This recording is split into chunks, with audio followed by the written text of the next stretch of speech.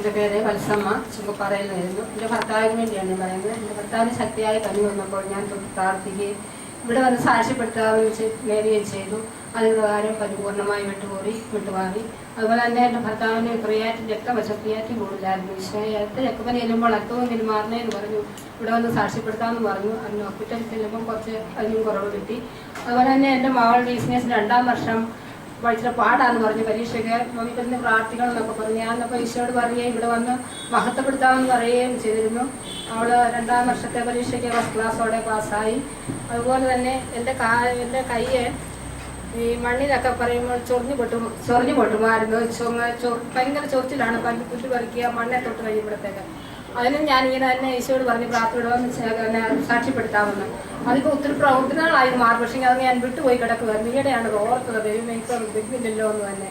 ഇവിടെ പുല്ല് പറിക്കുമ്പോഴും മിറ്റമൊക്കെ മണ്ണ് ചെത്തി പറിക്കുമ്പോഴൊക്കെ ഭയങ്കര ചൊറിച്ചിൽ വരും. അതിപ്പോൾ കൈ പൂർണ്ണമായും മാറി. താമസത്തിന് ക്ഷമാവണം. എല്ലാ ഉപകാരത്തിനും യേശുവിന്റെ സ്തോത്രം.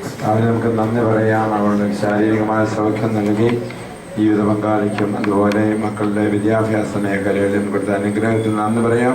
Hallelujah, hallelujah, hallelujah.